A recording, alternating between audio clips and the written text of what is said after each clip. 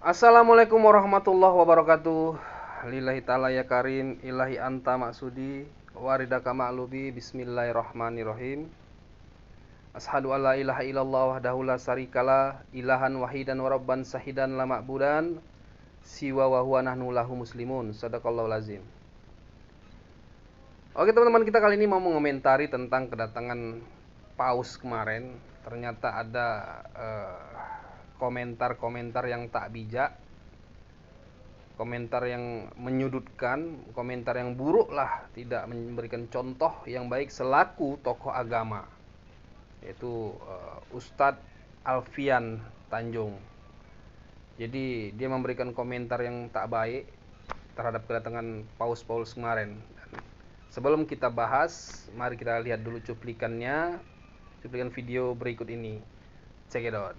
Untuk Paus yang mau bicara di hadapan kita di Istiqlal itu harus diblok, dan yang paling bagus sebetulnya Paus itu diminta atau segera dideportasi untuk segera pulang karena Anda tidak cocok untuk menimbulkan kerukunan. Justru kedatangan Anda menimbulkan keresahan kepada para tokoh-tokoh Islam. Bersikap dong, menyatakan pernyataan-pernyataan yang sifatnya penolakan yang kolektif, sehingga kita nyatakan bahwa misa tersebut boleh dilakukan tapi tertutup saja, tidak usah disebarluaskan, cukup kebutuhan Anda saja, jangan mengganggu orang lain. Menganggap kan sama juga mereka menganggap azan itu berisik, azan itu akan mengganggu mereka. Itu terus terang saja, kurang ajar lu di kampung orang ya.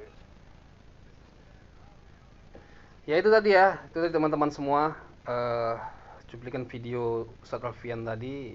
Ya kalau menurut saya sih dia tuh hanya untuk popularitas ya, menurut saya popularitas, karena memang sebodoh itu dia berkomentar gitu. Jadi sudah jelas di dalam surah Al-Hujurat 13 itu bahwa semua manusia itu mulia kata Allah, baik bersuku-suku, berbangsa-bangsa, wanita, laki-laki, pria, bersuku-suku, berbangsa, semuanya mulia. Dan yang paling mulia itu adalah orang yang bertakwa. Nah maksudnya kenapa sih harus ada komentar tak baik tentang kedatangan Paulus gitu loh? Padahal logikanya begini loh, kita logika berpikir. Tahu Pak Jokowi datang kemana saja, nggak ada yang berkomentar buruk, dan bahkan mereka menerima dengan baik. Itu yang pertama. Yang kedua, Ustadz Alfian ini yang terganggu, kenapa nyalain orang gitu. Kalau ditanya, kalau sampai mereka yang mempertanyakan Ustadz Alfian ini tentang agama yang dianutnya atau tentang ajaran agama, mungkin Ustadz Alfian ini nggak bisa mempertanggungjawab. Mungkin dia nggak mampu mempertanggungjawabkan apa yang dia dakwahkan. Bisa jadi gitu. Karena kebanyakan ya sama-samalah kita tahu bahwa kebanyakan kita ini bersahadat saja macam burung beo, macam orang kafir juga, hanya bisa membaca tapi nggak benar kesaksiannya. Tuh kalau dipertanggungjawab, bagaimana kalau dipertanyakan seperti itu? Mungkin kita nggak bisa gitu. Artinya jika diri kita saja belum mampu, belum benar, ngapain menyalahkan orang sampai mengeluarkan bahasa deportasi, kurang ajar. Sebenarnya yang perlu dideportasi itu ya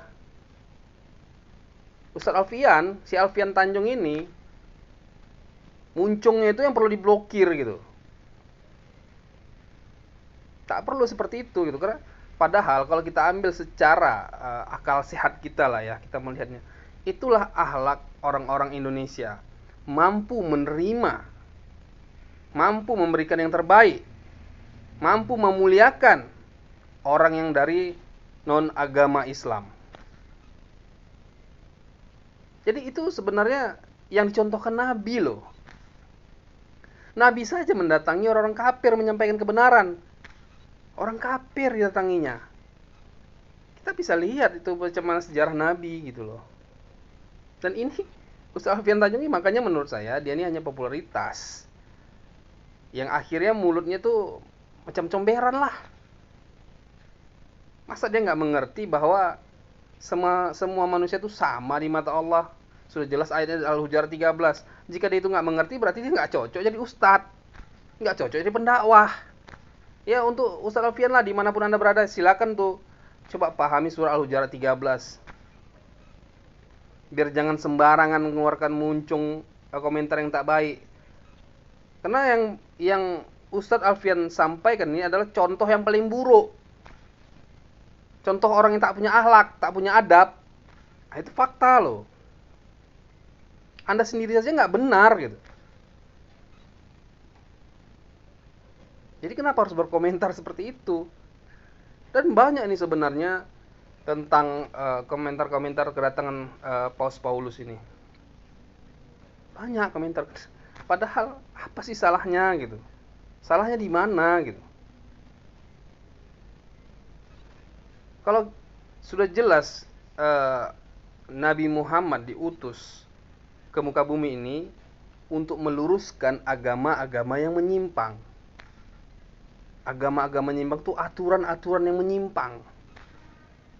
Nah, kalau yang dilakukan Ustaz Alfian ini tidak benar-benar tidak mencontoh, tidak bisa dijadikan contoh, malah bikin kegaduhan, malah bikin keributan. Coba kembalikanlah ke diri kita. Ketika kita mau berdakwah di luar negeri, di tempat lain, kita digitukan orang macam mana gitu. Kan nggak cocok gitu.